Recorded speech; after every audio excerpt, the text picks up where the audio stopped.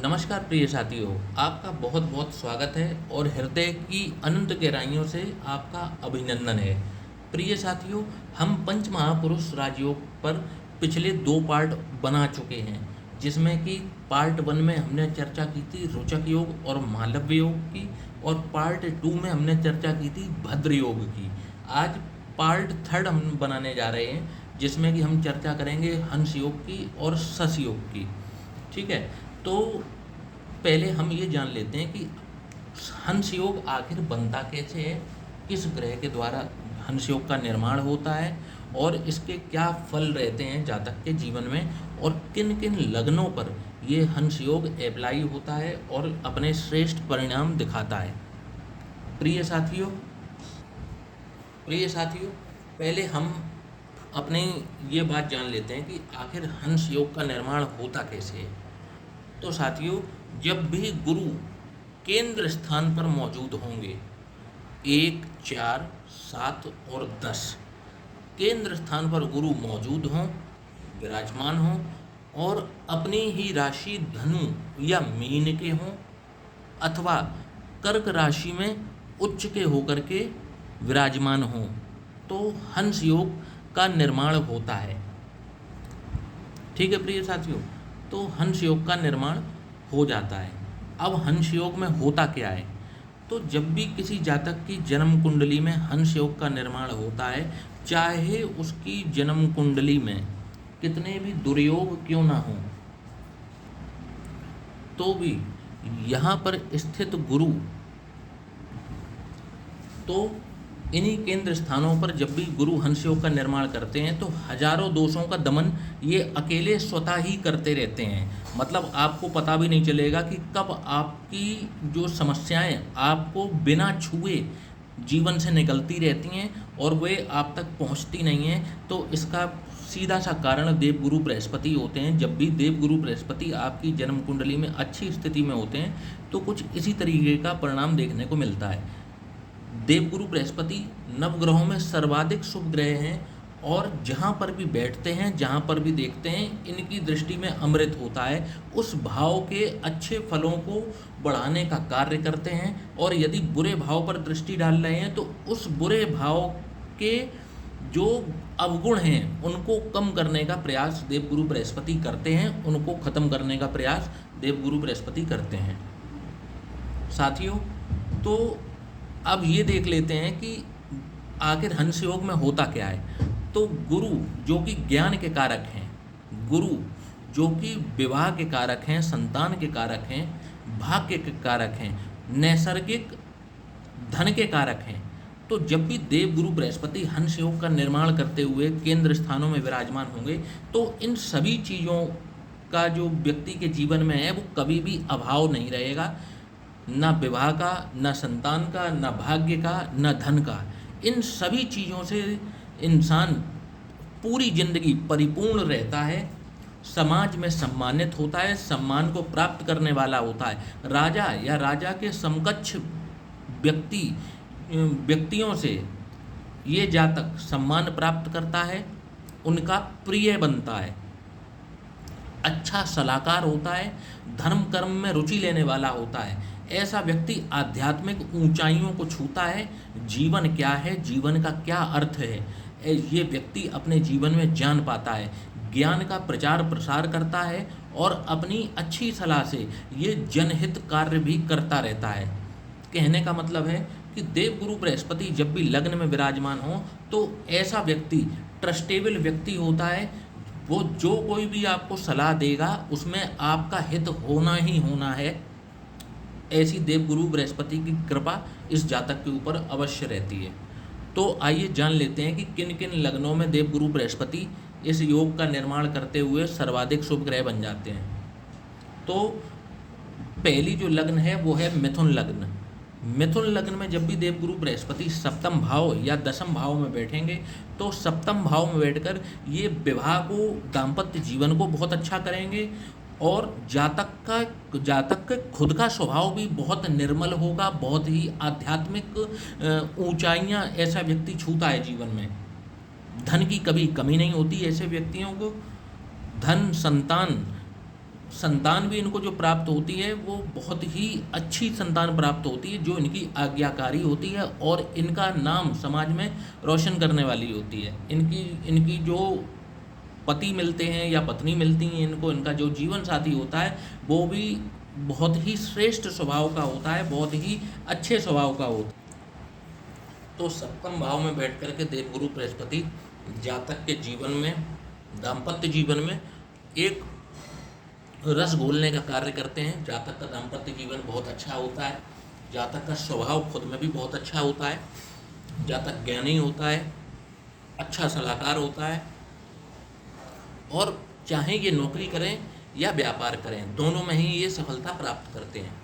अब बात कर लें जब भी कि देवगुरु बृहस्पति दशम भाव में बैठ करके हंस योग का निर्माण करेंगे तो ऐसा व्यक्ति शिक्षा के क्षेत्र में अतुलनीय सफलता प्राप्त करता है। जिस भी शिक्षा के क्षेत्र में वो जुड़ा हो उसमें वो उसका हेड बन जाता है।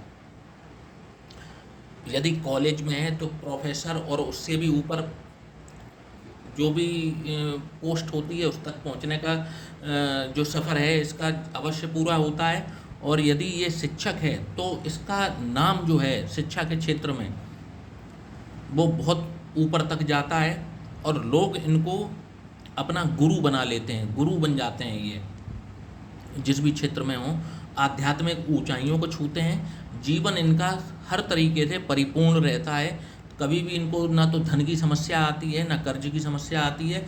जीवन इनका स्वतः ही बढ़िया चलता। बहुत से लोग आपने देखे होंगे कि जीवन उनका शुरू से लेके अंत तक जो रहा वो बहुत ही अच्छा श्रेष्ठ जीवन उन्होंने जिया। तो ऐसे व्यक्तियों पर देवगुरु बृहस्पति इसी तरीके की कृपा करते रहते हैं। अब यदि बात की जाए दूसरी लग्न की, तो दूसरी लग्न है मेष लग्न। मेष लग्न में गुरु चतुर्थ भाव में हंस योग का निर्माण कर देते हैं, क्योंकि देवगुरु बृहस्पति यहाँ पर एक बहुत ही पवित्र स्थान के स्वामी होते हैं, भाग्य भाव के।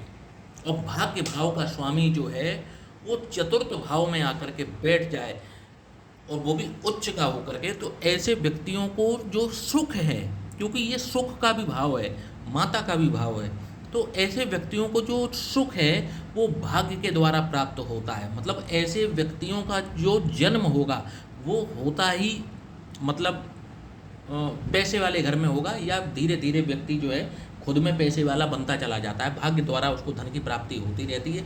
भूमि भवन वाहन की व्यक्ति को कभी भी कमी होने नहीं देते। यहाँ पर देवगुरु बृहस्पति अच्छी शिक्षा प्राप्त करता है, अच्छे आचरण वाला होता है, अच्छा सलाहकार होता है, और व्यक्ति जो है आध्यात्मिक ऊंचाइयों को छूता है और समाज में मान सम्मान ऐसे व्यक्ति को अवश्य प्राप्त होता है। तो हंस योग की ये पावर है, ये क्षमता है। अब बात कर लेते हैं अपनी अगली लग्न की। तो कर्क लग्न में भी गुरु सर्वाधिक शुभ ग्रह तो होते ही हैं, क्योंकि नवम भाव के स्वामी हो जाते हैं। नवम भाव में इनकी मीन राशि पड़ती है कर्क लग्न में, तो नवम भाव के स्वामी होकर के ये उच्च के होकर के लग्न में बैठते हैं। तो इनका भाग्य और लग्न आपस में, एक तो केंद्र और त्रिकोण राजयोग जो अपने आप में है, दूसरी चीज गुरु सर्वाधिक शुभ ग्रह हैं और उच्च के होकर के लग्न में बैठ गए हैं। तो ऐसे व्यक्तियों को जब ये पंचम दृष्टि से देखेंगे यहाँ पंचम भाव को, तो पंचम भाव से जुड़ी शिक्षा, उच्च शिक्षा जातक प्राप्त कर लेगा, सहज प्राप्त कर लेगा उच्च शिक्षा। संतान पक्ष से भी ऐसे व्यक्तियों को सुख ही प्राप्त होता है। संतान इनकी आज्ञाकारी होती है और इनका नाम रोशन करने वाली होती है। विवाह स्थान पर देखेंगे तो विवाह में इनको श्रेष्ठ जीवन साथी की प्राप्त होती है। जीवन साथी इनका अत्यंत शिक्षित होता है, अच्छे कुल से संबंध रखता है और इनके जीवन में भी रस घोलने का कार्य करता है। इनका दाम्पत्य जीवन बहुत ही अच्छा रहता है। अत्यधिक प्रेम करने वाला जीवन साथी इनको प्राप्त होता है। और इनकी नवम दृष्टि जब भी भाग्य भाव पर पड़ेगी तो इनके भाग्य को चमकाने का कार्य यहाँ पर देवगुरु बृहस्पति करेंगे। आध्यात्मिक ऊंचाइयों को व्यक्ति छूता है, जीवन में जीवन के अर्थ को समझ पाता है, अत्यंत ज्ञानी होता है, राजा या राजा के समान लोगों से इसको सम्मान प्राप्त होता है, अतुलनीय धन संपदा का मालिक बनता है, क्योंकि देवगुरु बृहस्पति नैसर्गिक धन के भी कारक होते हैं और उच्च के होकर के लग्न में बैठे हुए हैं। तो ऐसे व्यक्ति को धन संबंधी जीवन में कभी भी कोई समस्या नहीं आती। तो कर्क लग्न में हंस योग का श्रेष्ठ फल प्राप्त होता है।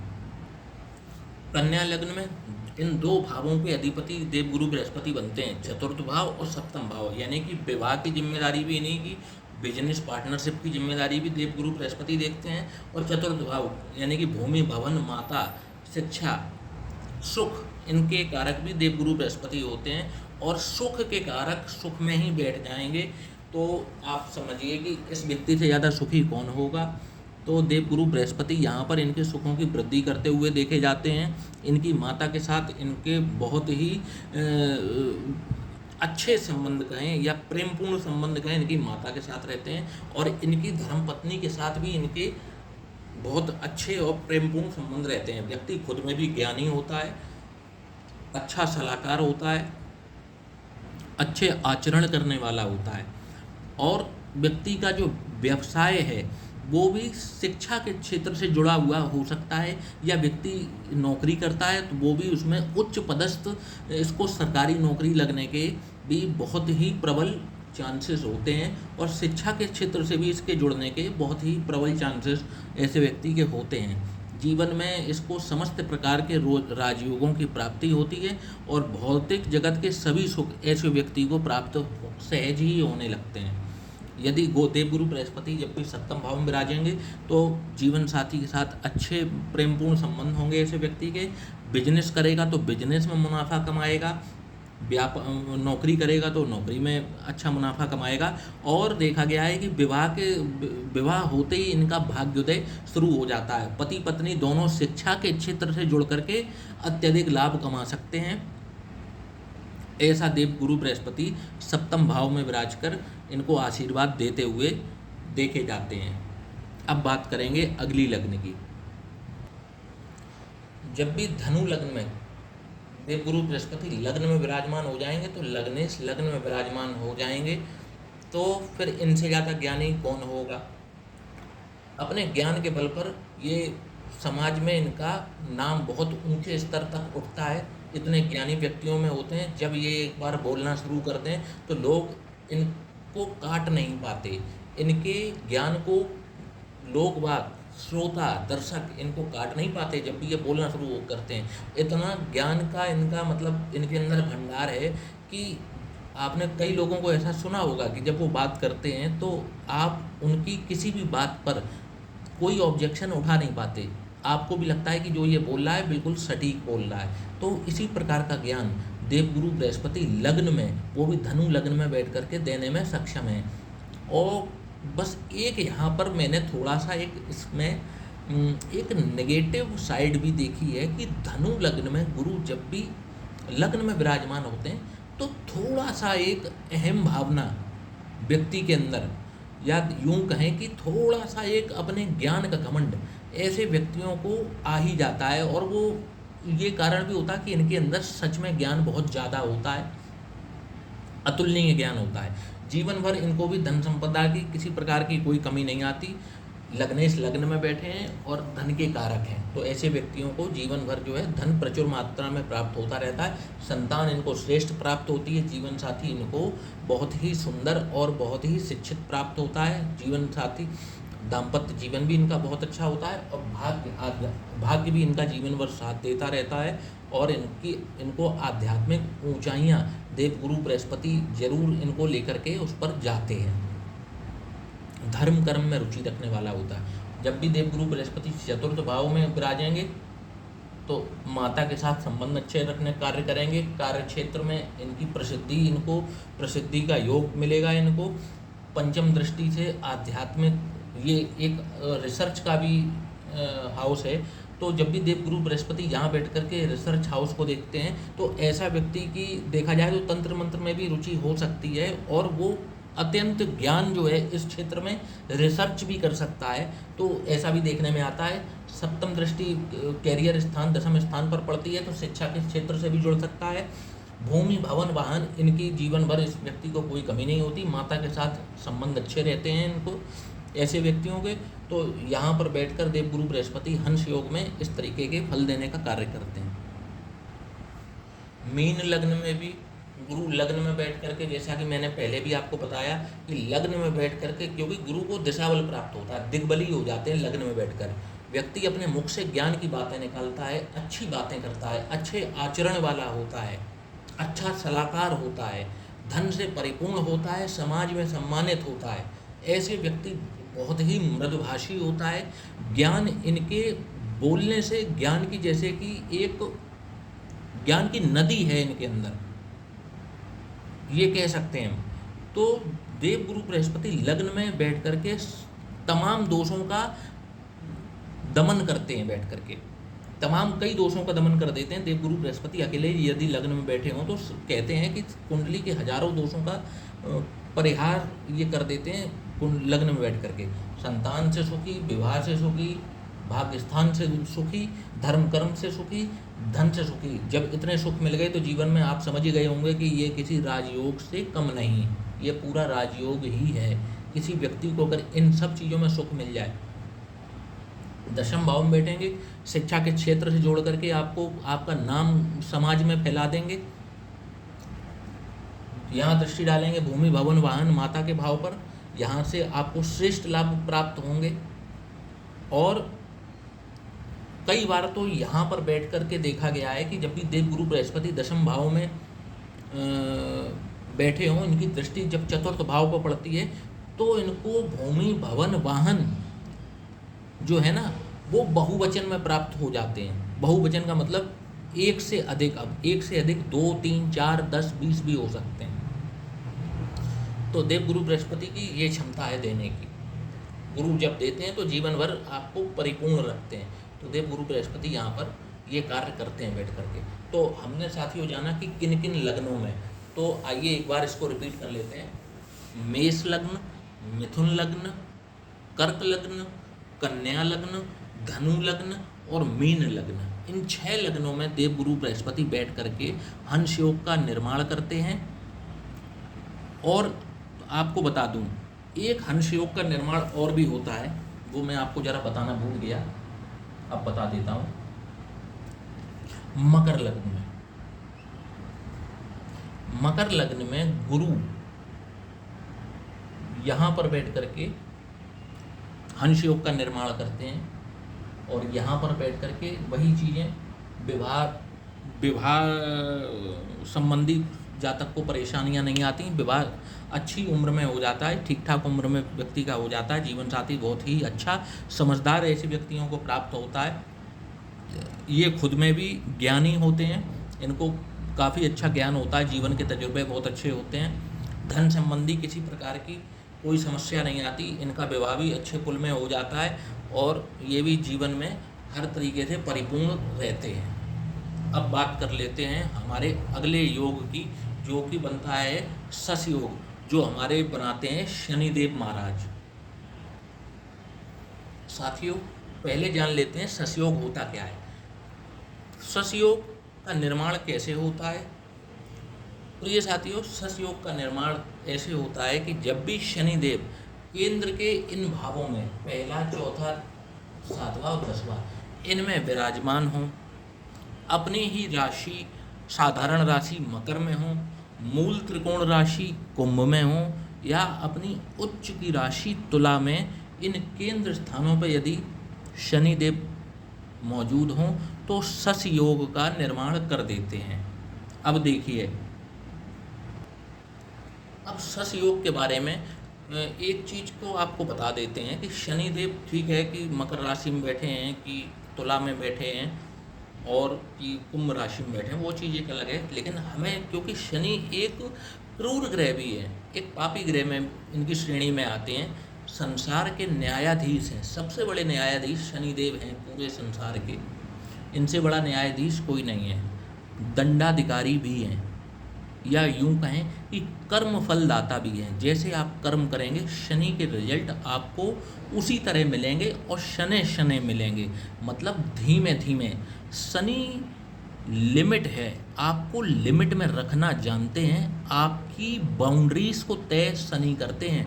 आप देखेंगे कि जीवन में आप कितनी भी उछल कूद कर रहे हो, कितना कुछ भी कर रहे हो, परंतु शनि की महादशा लगते ही आपकी बाउंड्रीज सेट हो जाएंगी। आपके जो कार्य करने का क्षेत्र है ना, वो आपका सेट हो जाएगा चारों तरफ से। जब भी शनि की महादशा आपके ऊपर 7.5 आपके ऊपर लगेगी, तो आपको पता चलेगा कि ये न्यायाधीश क्यों हैं और इनके साथ हमें लिमिट में क्यों रहना चाहिए।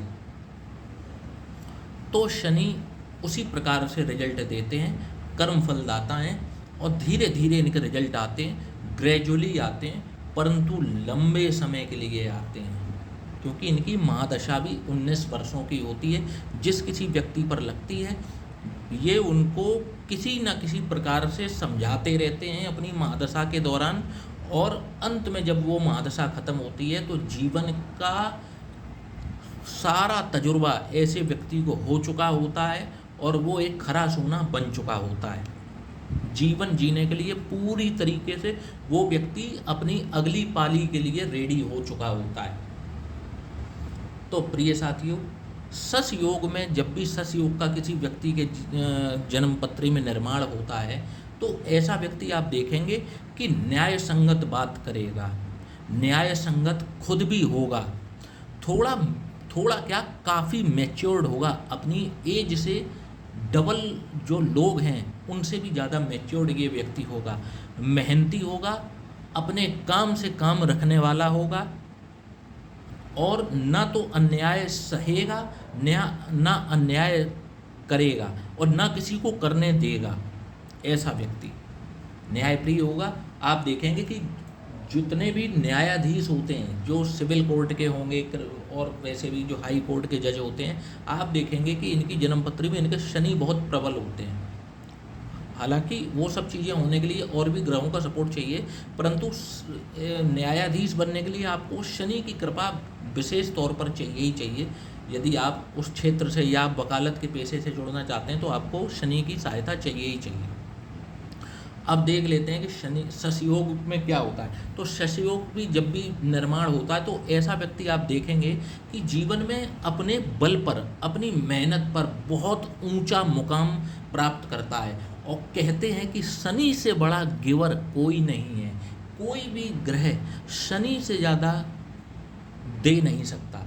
शनि जब देने पर आते हैं तो आपकी झोलियाँ कम पड़ जाती हैं, आपके बैंकों के खाते कम पड़ जाते हैं जब शनि देने पर आते हैं। जितने भी बड़े बड़े आपने उद्योगपति, कारखानों के मालिक आपने देखे होंगे, ये आप देखेंगे कि इन पर शनि की ही विशेष कृपा होती है, तब ये इतनी बुलंदियों को छू पाते हैं। सस योग का निर्माण जो है, अब हम देख लेते हैं कि कैसे कैसे होगा और क्या क्या रिजल्ट रहेंगे। तो मेष लग्न से शुरू करते हैं।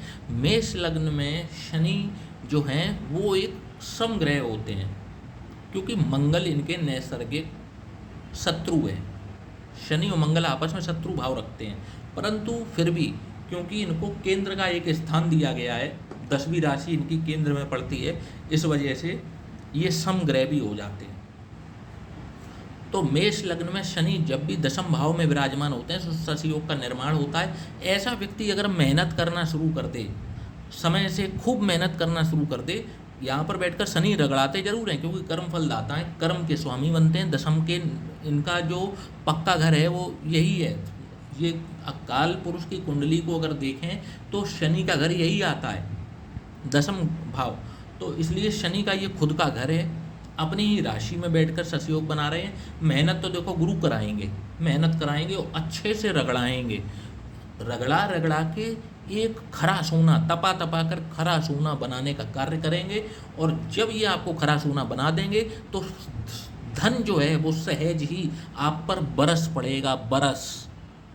मतलब मेष लग्न में शनि आपको करोड़पति बनाते हैं, यदि आप मेहनत करने से अपना जी नहीं चुराते, आप मेहनत करते रहते हैं। अच्छा, सप्तम भाव में, क्योंकि अगर देखा जाए तो ये लग्न जो होती है पूरब दिशा होती है, और जो सप्तम भाव होता है ये पश्चिम दिशा होती है, और शनि पश्चिम दिशा के कारक भी हैं, तो इसलिए सप्तम भाव में दिग्बली हो जाते हैं। तो शनि दिग्बली होने के साथ साथ यहाँ उच्च के हो रहे हैं, तो ऐसे व्यक्ति को एक देखा जाए तो एक जीवन साथी जो प्राप्त होता है वो उम्र में कुछ बड़ा हो सकता है इस लग्न के जातक के लिए यदि सप्तम भाव में शनि विराजमान है तो ऐसे जीवन साथी जो है काफ़ी मैच्योर्ड होता है।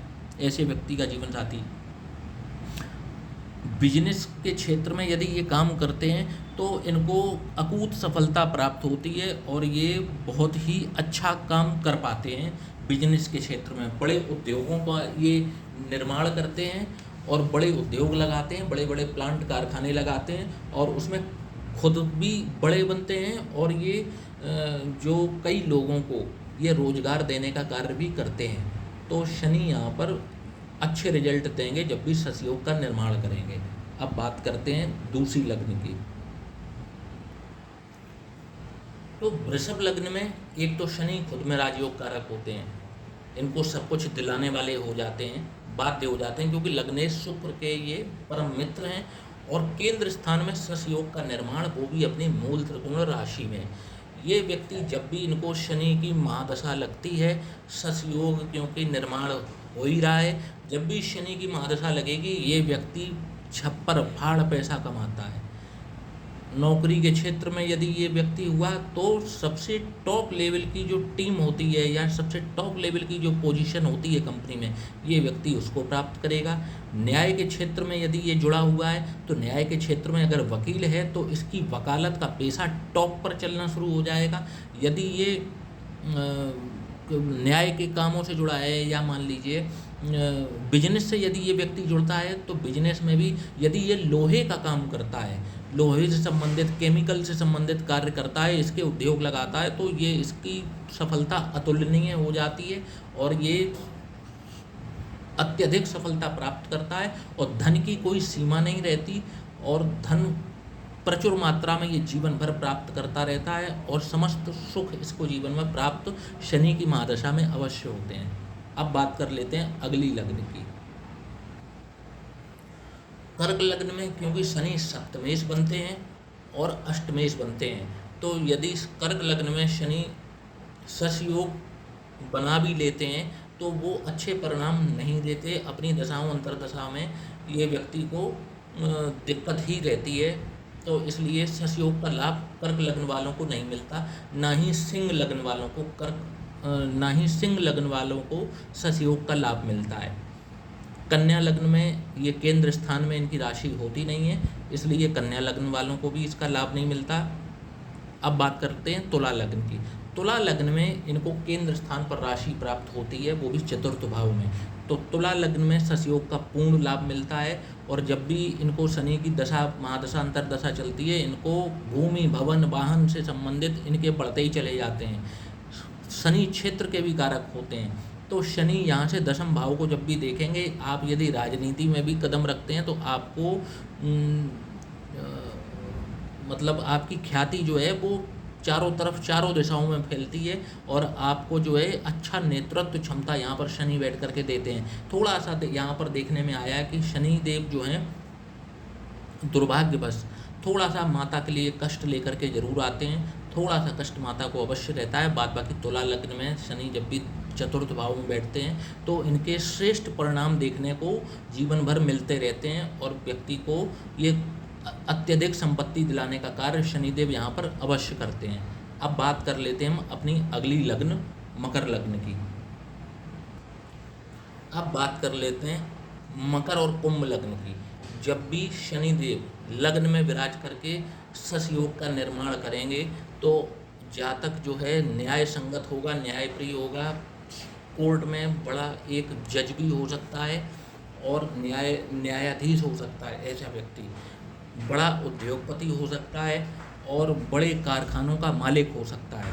तो ससयोग का निर्माण यहाँ पर सर्वाधिक शुभ रहता है। मकर लग्न और कुंभ लग्न में सबसे सर्वाधिक शुभ शनि का ससयोग इन्हीं लग्नों में रहता है और शनि यहाँ पर श्रेष्ठ फल देते हुए जातक की ख्याति को चारों दिशाओं में फैलाने का कार्य करते हैं और व्यक्ति बहुत ही फेमस हो जाता है, न्याय संगत होता है, दूसरों का अच्छा चाहने वाला होता है और लोगों के लिए बहुत ही अच्छा स्वभाव रखने वाला ऐसा व्यक्ति होता है। तो साथियों, इसी के साथ हमने देख लिए कि पंच महापुरुष राजयोग किस प्रकार का रिजल्ट देते हैं और यदि ये व्यक्ति के जीवन में घटित हो रहे हैं तो व्यक्ति को शिखर पर ले जाने का कार्य अवश्य करते हैं। इस पंच महापुरुष राजयोग की सीरीज मैंने 3 भागों में विभाजित की है, जिसमें कि पहला भाग जो था उसमें हमने रोचक योग और मालव योग की चर्चा की, दूसरे भाग में हमने भद्र योग की चर्चा की और तीसरे भाग में हमने हंस योग और शश योग की चर्चा की। आशा करता हूँ कि आपको ये मेरे तीनों पार्ट पसंद आएंगे। एक के बाद एक करके आप ज़रूर तीनों पार्ट देखिएगा ताकि आपको ये वीडियो पूरा पसंद आ पाए, क्योंकि एक बार में ये पूरा वीडियो बनाना संभव नहीं था, इसलिए मैंने इनको पार्ट में वीडियो को बनाया है। तो वीडियो को ध्यान से देखिएगा, सीखिएगा, और आपको यदि वीडियो पसंद आता है तो चैनल को लाइक और सब्सक्राइब ज़रूर कीजिएगा। इसी के साथ अब विदा लेने का समय हो चला है। यदि आप भी अपनी कुंडली का विश्लेषण कराना चाहते हैं तो दिए गए व्हाट्सएप नंबर जो कि नीचे दिया गया है, इस पर आप संपर्क कर सकते हैं। इसी के साथ अब विदा लेने का समय हुआ है। जय श्री राम, जय श्री कृष्ण।